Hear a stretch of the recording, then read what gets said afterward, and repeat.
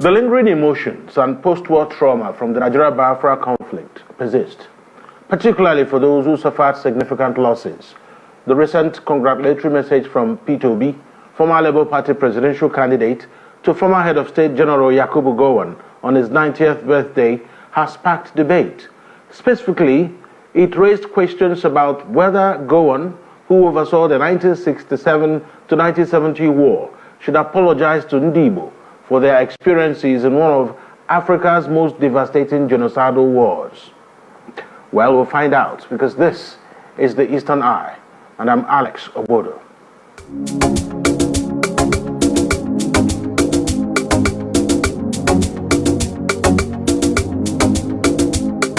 Welcome to the Eastern Eye here on Afia TV. It's a program that x-rays the political, social, and economic developments around us. Tonight, I'm joined by Tony Nnadi Esquire.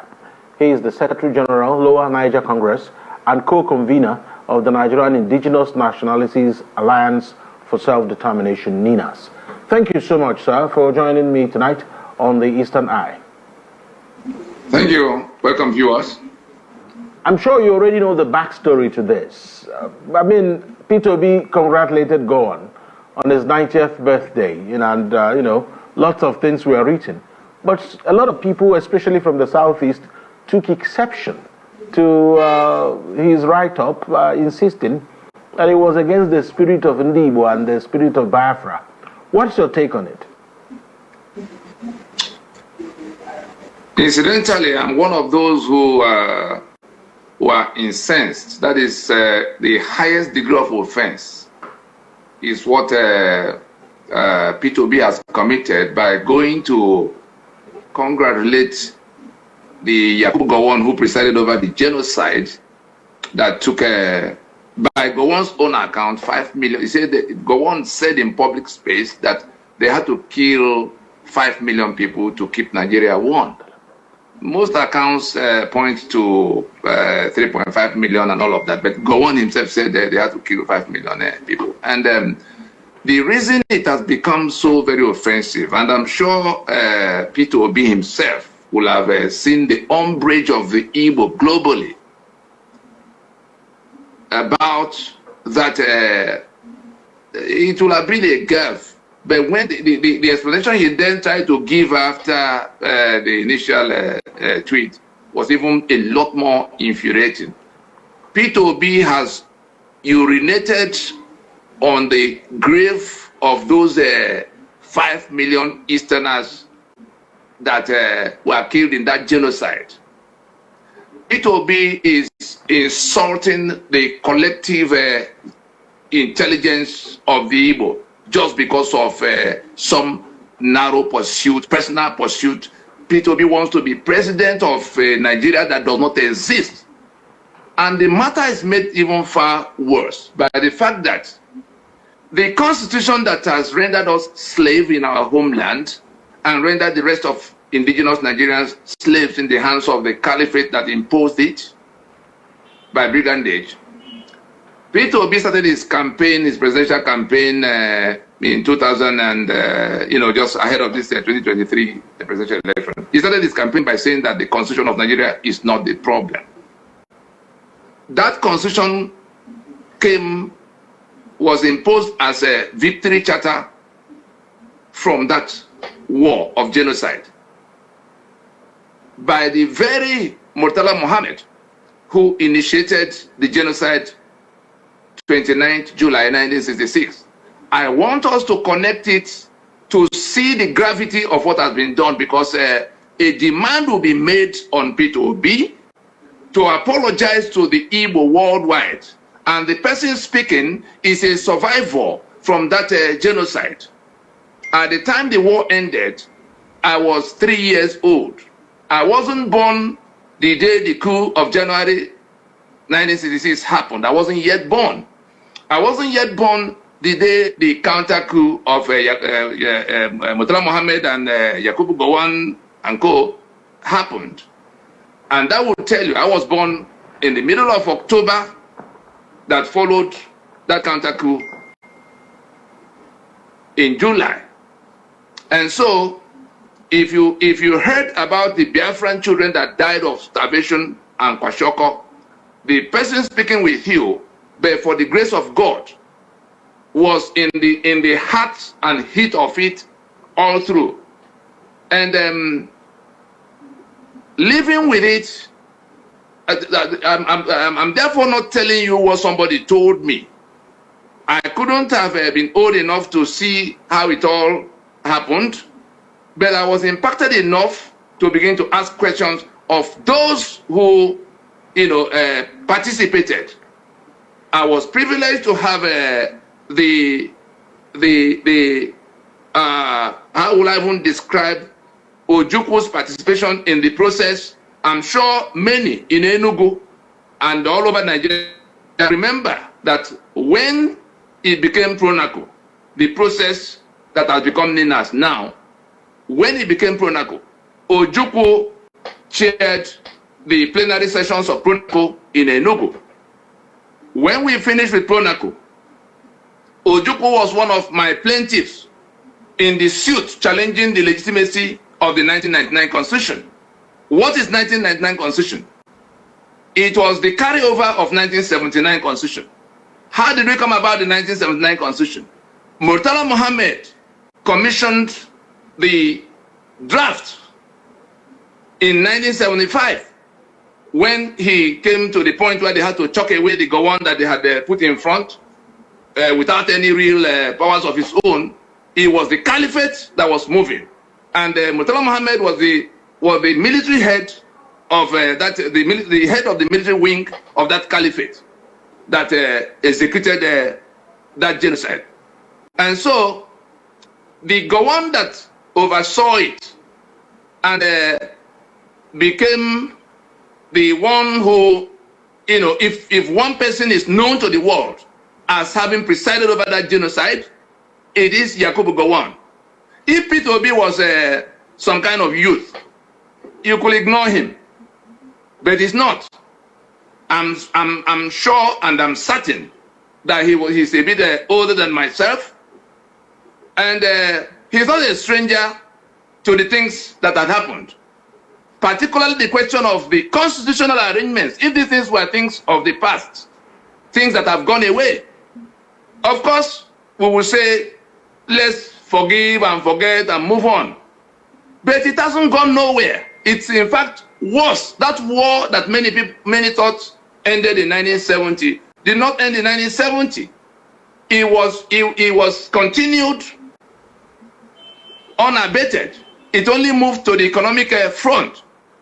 And what do I mean by that? The question of you encircled a people for 3 years for no reason, having killed them for 1 year. The pogroms, the killings that began July 29th, the night Hironsi was killed, and the Igbo officers that went into town, all over the north and elsewhere, some in Lagos. That killing carried on at the time Lieutenant Colonel Yakubu Gowon had emerged as the head of the illicit federal military government they declared at the time. It didn't stop August, September, October, throughout the balance of 1966. It was in waves and waves. Eventually, General Ankara had to intervene, and they all, because they couldn't find a place to meet inside Nigeria, the Federation of Nigeria had collapsed. And then they went to Accra in Aburi and had these discussions that put all the issues on the table. The grief that is the worst, the worsening part, the worst part of that entire grief is that at night, Gowon, genocide general Yakubu Gowon, is still telling the same lies that led to that war. And the person speaking now has had the privilege of telling him to his face at the Institute of International Affairs in Lagos, the day Ishekiri Heritage Book was being launched. He was chairing, that is Gowon, and this same set of lies about how Ojukwu was the problem. Emeka did not, he was saying Emeka will not listen to anybody. Just lies. we are building a country that is collapsing. I'm sure you've seen the video from UK, where they were now the host of the rest of the world, that Nigeria has come to where it has in fact broken down, and with a government of what you see like a drunken sailors on a ship that is sinking. And so when you take it from how the commotion began, how it became war, how it went after the war, what began to happen, you seize the currency, you bomb these people for 3 years, killing this number of people. You lock them in land, air and sea for those 3 years, blockade. The war was called off because of the election that happened in America in 1968. You then started by seizing their currency. You said they should bring their money to be changed. For no fault of theirs in all this, a few officers, middle rank officers, tried to intervene in what the politicians were doing. They did not get to government house. And then you turn around and said all the Igbo agreed to go and behead one person. And so you seized their money and gave £20 per account held before the war. Before that's as a 65. That was the benchmark. Not even £20 per head. And so you had communities in which only 1 or 2 persons who lived in the township had accounts. And then people contributed, people brought all their money, some millions, some thousands, some hundreds of thousands, to give to those who had accounts that they could go, to use to convert the money. Most of those people from those communities were actually killed by their own people because there was no announcement as to the fact that the money was going to be confiscated. That money had value to the end of the war, the very last day. Only like it was just like this naira that in the morning you had one rate, at night it could be another rate. That was the only thing that happened. But if there was an intention to give any part of, even if you say it is 200 pounds to one, then there will be some will get hundreds of it, some will get thousands of it, some might even get millions of it. Whatever then you decide to do to moderate will be different. You seize this money, warehoused it. That was the money that was used to prosecute the indigenization decrees, by which people from other parts of the country, particularly the part from where the economic managers of the time came, bought over the economic assets, that's the companies and the enterprises owned by the Igbo. Then the matter of abandoned property never reversed to this date. Never reversed to this date. Then you went from there to begin to do things, the glass ceilings were now set up. The structure of the one that has now become dot in circle, in which all the lands abutting the Atlantic Ocean became River State. All the lands abutting Cameroonian border became Southeastern State. Southeastern State is the current Akwa Ibom and Cross River.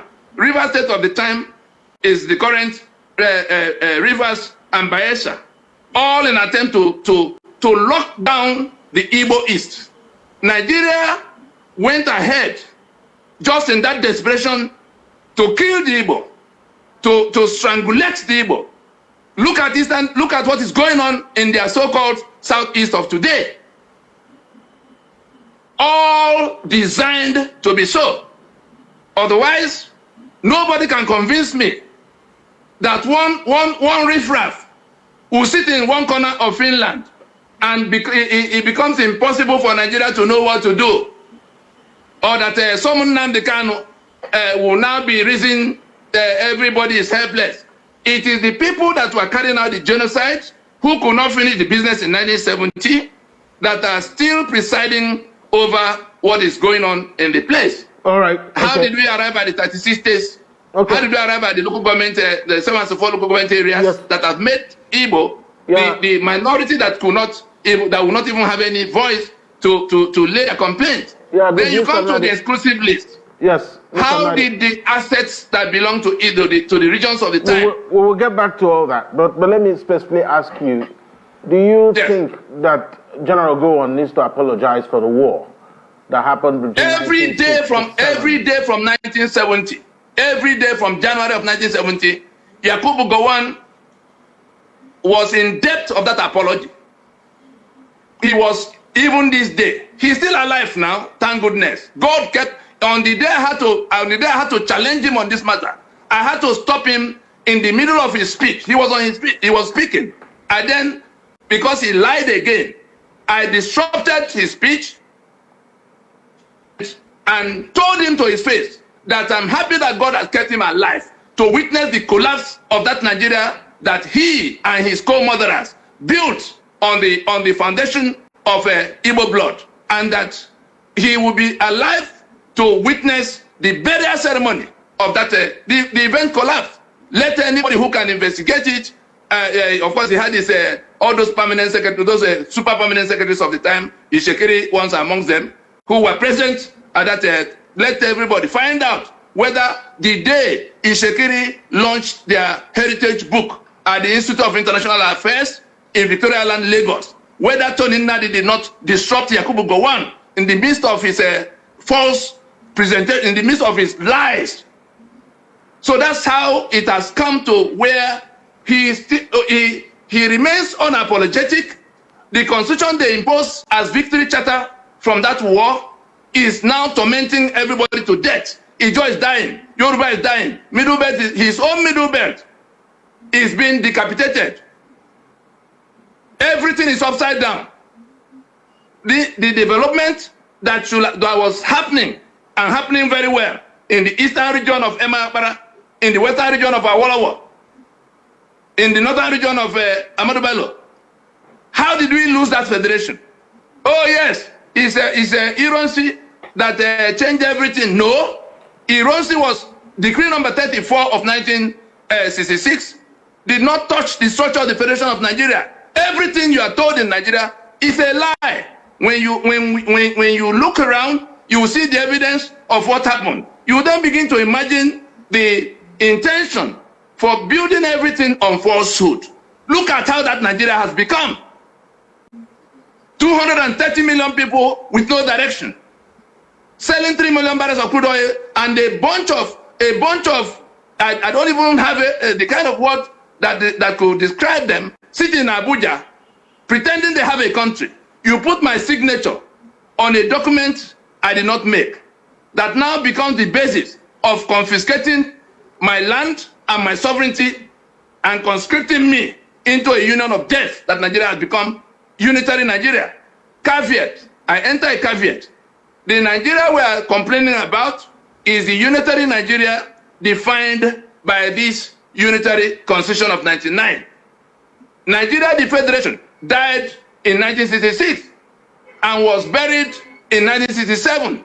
On the 27th of May, 1967, the day Yakubu Gowon, by decree number 14, fractured the 4 regions that were federating into 12 states.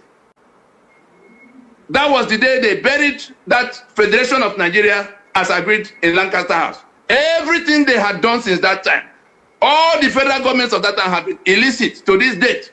And when people like us who commit this number of years, 25 from 1999, 25 years, with all of what went on, the very people were so incensed with what Peter Obi has done. Does Peter Obi know about this matter more than Ojukwu? Yes, Ojukwu will receive Gowon in his residence. You know, they were 2 old men at the time. But I had the privilege of dealing with the principal actors on the 2 sides of that war. Remember, Enohoro, who was the chief convener of the Pronaco, was the spokesman of the federal government throughout that war. Many do not know that Enohoro was a schoolmate to the then British Prime Minister, so they relied on him. Enohoro spent the last 7 years of his life trying to work out with us how to resolve the issues that arose from that time. That is what has become NINAS, from when it was Pronaco to when it became MNN, that went to court in 2007. It fell on me to file that suit. Does Peter Obi know more about this matter than Ojukwu that became one of my plaintiffs in that suit, challenging the legitimacy of the 1999 Constitution? Does Peter Obi know more about this matter than Sisi Ono, the father of Bianca Ono, that was one of my plaintiffs? These are men, these are patriots that gave everything to salvage the people, their own people. But why would somebody from that territory be so insensitive for whatever pursuit to now, as whether he's trying to present himself as acceptable, as approved by the enforcers of unitary Nigeria, the one Gowon called One Nigeria. Great. All right, Mr. Nadi, we will take a break. When we return from that break, we'll find out exactly how we can find closure to the issues around the Nigeria-Biafra war. The question will be, can the wounds ever heal? And if yes, how? That's when we come back. Stay with us. Thank you.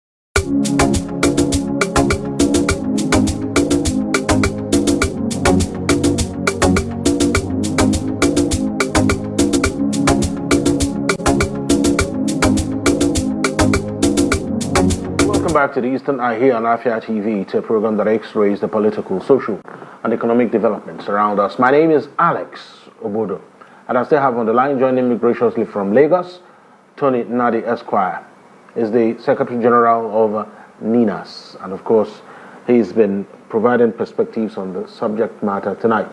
So, Mr. Nadi, is it possible to have some closure to the issues around the Nigeria-Biafra war? Will the wounds ever heal? Will the wounds ever heal? What should be done to assuage Igbo for what has happened between 1967 to 1970 and the things that happened afterwards, with abandoned property and every other thing that happened, and confiscation of their monies? The thing that needs to happen is that the truth has to be told, and then the remediation which NINAS has placed on the table. NINAS being Nigerian Indigenous Nationalities Alliance for Self-Determination, which encapsulates, involve all the indigenous nationalities across Nigeria. The only ones who are not indigenous, we all know. They are the ones killing in Abeokuta, killing in Boko, killing in Pankshin and elsewhere, in Boni and Port Harcourt, in Warri and Ughelli. The ones who do not own, in terms of ancestral land, any square inch of the territory the world knows as Nigeria, the Fulani. The problem is that it began with the British that brought them in to hold their empire for permanent control. And back to your question of what do? We have spent, and when I say we, all of those who convened and prosecuted the conference, the sovereign conference of the owners of Nigeria, the nationalities that constitute Nigeria, which you all heard of as PRONACO, 164 ethnic delegations that sat around in plenary in discussion for 2 years, sitting in Lagos, sitting in Port Harcourt, sitting in Enugu, sitting in Jos, sitting in Kano, and coming to conclude in Lagos, with a delegate from Katsina moving the motion for the adoption of the finished product that will have taken Nigeria back to being a federation in 2006. And so the powers that the ones who inflicted this damage, Olusegun Obasanjo was president at the time. His response to this effort to get the people to sit around the table, put all the issues on the table, and put aside all of the thing to explain, let everybody, that reconciliation that is based on everybody now seeing a clearer picture of what went wrong. I'm sure you remember when the U.S. evacuated from Abuja not long ago in the time of Buhari, that this genocide general called IBM Haruna came on national TV to say that it was foreigners that turned the altercations into war. Yes, BBC and the British turned what the soldiers, what the five majors, what the majors had done, a coup that they didn't get to government house, they didn't get to power. And then how did it all become war? I've had the privilege of listening in closed door. There's nobody alive in Nigeria today that has spent more time with the actors in that whole episode. The day Ojukwu was buried in Nnewi, it was not by accident that it fell on me to act the role of like an informal chief mourner. The day Jonathan came to preside over that farewell ceremony in Nnewi, it was because Ojukwu was in the inner workings of this reconciliation process that had become Ninas. Let us accept what happened and stop lying and stop falsehood and stop propaganda. Let us then accept that the Constitution imposed as victory charter from that war cannot remain basis of the Union. Let us then proceed to how we submit our sovereignty into one political union, like Bola Ige was always talking about, and the terms of being in that political union. Those are the two things that will have to happen. And the beginning of it is to decommission this Constitution of Death, the 1999 Constitution. And how do you decommission? We have had these meetings of all the nationalities. They all know what they want for themselves. Everybody wants a union of sanctity of life. Everybody wants a union of equality of men. We then begin to talk about all the other equities. The structure that will bring us back to being a federation, the structure and the terms of union that will put us in charge of our affairs, our local affairs. And then we unionize with our sovereignties in our hand, the same way Germany and France and Portugal are doing European Union. But what do we have? The union the federation that we agreed upon got toppled, and then the carcass, was kept in place by force of arms, and decrees were being made by which all the economic assets of this federating unit became the property, exclusive property of that illicit federal government. We can't have a federal government if we don't have a federation. And those who are swearing to defend and uphold that constitution, all the political actors, political parties, all the people who drag people to election after election under that constitution that we say, it can't lead us anywhere. You had it on the floor of the Senate when Senator Adeyeye said, this is the problem. We can't go nowhere with it. You've heard it from all the other places. Shame on the lawyers in Nigeria that it took an Ngozi Okonjo-Iweala that is not known to be a lawyer to come to tell the Nigerian Bar Association that the problem with the economy that is in free fall is the social contract that is unsettled. For the mediocres that are now senior advocates and professors of law, let me interpret Ngozi Okonjo to you. Social contract is the Constitution. You heard when Kingsley Moghalu said on Arise TV that the problem with the economy is the constitutional infrastructure upon which we are building that economy. What is the solution? Let us go and rework the constitutional basis of Nigeria. You heard when Serake Dixon, senator, that was governor in Bayelsa, you heard him saying the same thing, that we are living in a fraud. The constitution is a fraud that has made everything impossible for those who should have been building that Nigeria. The Nigeria you have now is a disputed project. If you want to know the nature of that dispute, you go to the preamble to that constitution that lied that we the people, that is we the constituent component, the sovereign, the owners of the sovereignty, we the Ogoni, we the Igbo, we the Yoruba, we the Chief, have solemnly and firmly resolved to live in unity as indivisible and indissoluble. That is falsehood that is self-evident, because no meeting was called. How did we arrive at the Constitution? Because he then said, he went on to say that we do hereby make and give unto ourselves the following Constitution. I'm telling you what is wrong with Nigeria, and if we are not going to solve it together, those who are choking from the atrocities of unitary Nigeria are going to take unilateral actions, and it is called self-determination. Sovereignty is inalienable. It doesn't depend on whether you agree with me or you don't, for me to be the owner of my land in my space.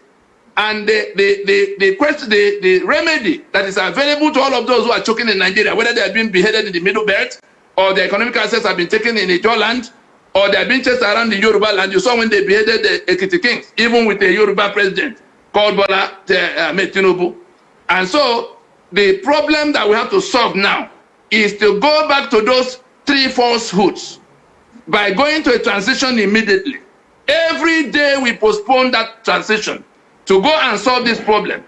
You have Nigeria is like a disputed construction site where you have more than 75%. Look at the map behind me so that you can understand what I'm talking about. You have more than 75%, and with the Hausa that is now speaking up for themselves, because they're also indigenous people, Hausa and Kanuri. They own the land, but the Fulani jumped into the space and that turned it into hell for them. But they now see that if that constitution is brought down, they will be the one discussing how that portion of Nigeria will be part of any union that may emerge, whether as a proper federation or a confederation or the emergence of independent units of successor sovereign states. Those are the things that can happen, but it will be determined by referendums.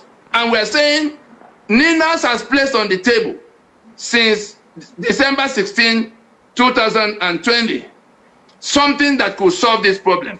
A 5-point proposition that demands that, let us use the word propose, until the peoples of Nigeria join in that demand, it becomes their demand. But NINAS did propose that we acknowledge that this bad arrangement, this constitution that was imposed by brigandage, is not working for anybody and has become the reason for all the agitations going on in the land, all the failures and dysfunctions of Nigeria flowing from that constitution. Second, we propose that a commitment to decommission that constitution be made. We propose that elections that are mandated by that constitution be suspended forthwith. We've had 7 elections since 1999. Where has it taken us? Because that constitution is the guarantee for the corruption we see. It's the guarantee for the impunity we see. It's guarantee for the infrastructural decay we see. It's the guarantee for the electoral malfeasances we see. And so all of those who are saying they're going to fix Nigeria on one hand, and they're carrying that constitution on the other hand, both the ones who want to fight corruption and the ones who want to build it the other. Okay, I just wanted to get clarity on something, and that's exactly, you said you have a proposal on the table. I wanted to know which table that proposal is on. You've been on this program a few times in the past, and I keep asking, who have you given this proposal? And I want to know who is in the know about this proposal you are referring to. And how, again, because we'll have about 6 minutes to go, so you can answer them together within 6 minutes. The Southeast, a lot of people in the Southeast are still traumatized about what has happened during the war and the treatment they've been receiving since afterwards. Do you think that these can change? If we decide to solve this problem, it won't take 90 days from the work that has been done. If it is not enough for the very people that fought for the independence, and Nohoro was at the center of it, and all of those who were still alive at the time we began to think of what else to do, joined. If it's not enough that 164 ethnic delegations will meet in the manner we met and came out with a draft, Obasanjo went on national TV to say that it will amount to treason if we called a meeting of the owners of Nigeria. Of course, we defied him and carried on. And then at the end of the day, we had a draft that came out. All the groups that were carrying arms at the time, including Sani Dokubo's Niger Delta Volunteer Force and the OPC of Gani Adams and Wazirike's Maso, we persuaded them to put their guns aside, something the government could not achieve in that period. They were chasing themselves all over the place until we calmed things down for those 2 years. Not one shot was fired in agitation. And then we had this draft.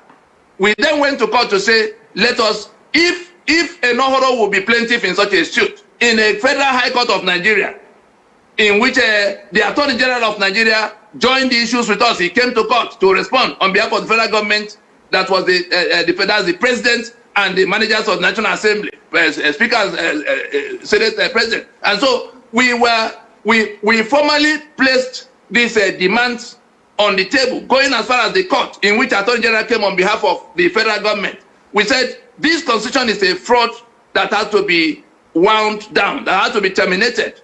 We must do what South Africa did with apartheid constitution in 1990, when an announcement was made by the government of Frederick de Klerk, acknowledging that apartheid constitution could not carry their society any further, committing to suspending further national elections under that constitution, going into the discussion that was by the sovereign owners of the sovereignties confiscated into that Union of South Africa. For the first time, the blacks were on the table to discuss what will happen with their sovereignties that will become Union of South Africa.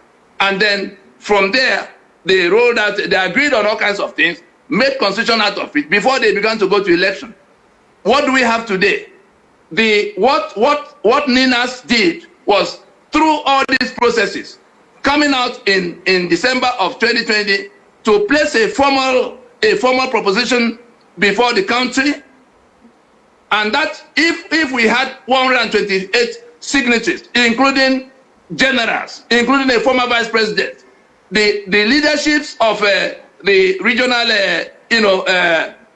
social political associations across Nigeria, heads of Afenifere and all such groups, the Pandef and all such groups, Ohaneze and all such groups. John Nyanwodo was who was Ohaneze President General at the time of that, was the #1 signatory in that 40 from the east, 40 from each of the other places, the middle belt, and all of Jonah Jang has his name on that list from that part. So you had 128, signatories people could identify who have been in government at the highest levels, and we put it out. It's published unedited in Guardian newspaper. Formal copies, of course, were submitted to the government of the time, and the one who is president today, Bola Ahmed Tinubu, was part of the beginning of this entire thing. He came from Nodiko to become governor in Lagos State, and there was no time he was left outside what was going on. Buhari, that became president before him, was one of the Fulani delegates to Pronaco. He's still alive. Syed Abubakar, that is now Sultan in Sokoto, he was in the army at the time before he became Sultan. He was part of the Fulani delegation that came to. So there was no part of the country that was left out. And we finished all these processes and placed the plan on the table, informed the international community. The matter was addressed to the UN Security Council, because in no time, people will be calling for peacekeeping and separation of rights. We say, we have come of age. These are the combatants on the two sides of the war had found the common sense, the presence of mind, to call all the sides, the winners and the losers, the big and the small. And we have all agreed on what we need to do. But a few brigands cling onto that constitution as title deed to now sit in one corner of Abuja dictating to everybody. They imagine that our sovereignty is now with them, especially the National Assembly, that is talking about amendment of constitution every day. And we say, we've not made any constitution. Right. The proof of it is printed in the document, decree number 24 of Asalam Abaka. We didn't make any constitution. We have suffered for 25 years under it. Great. And then every 4 years, some hooligans will come out, invite other people to election under a constitution that guarantee their death. They know that the young people don't know. And so they invite them to go and get PVC. At the end of the day, their lives will just be worsened. So that proposition is still there. Anybody who wants to look at it, because we presented it to government, we presented it to the international stakeholders in Nigeria, all the way to Washington and New York. Thank you. And you saw when in 2021 we went to tell Buhari that was pretending to be president of a Nigeria that does not exist at the UN General Assembly session. For 2 weeks we were there. Okay. Just bringing it to the knowledge of those who may be caught in the middle. Time now. Thank you, Mr. Tony Nadi. We appreciate your analysis and perspectives on this. It's an ongoing conversation. I will invite you back in a few short days. Just before I drop out, sir. Okay. One moment. I appeal to Peter Obi in the name of everything he holds dear to take down that tweet he made, to apologize to the Igbo worldwide. Otherwise, the Igbo will resort to their traditional means. He could be excommunicated from everything for doing the sacrilege he has done by saying that the constitution that holds us down into slavery is not the problem with Nigeria. And then going to apologize, going to congratulate the people that committed that genocide and will not apologize to date. Good. It will do him good to do it before other decisions are taken concerning that insult. Okay. Thank you so much, Tony Nadi, Secretary General, Lower Niger Congress, and co-convener of NINAS. Thank you for your perspectives on the program tonight. Thank you.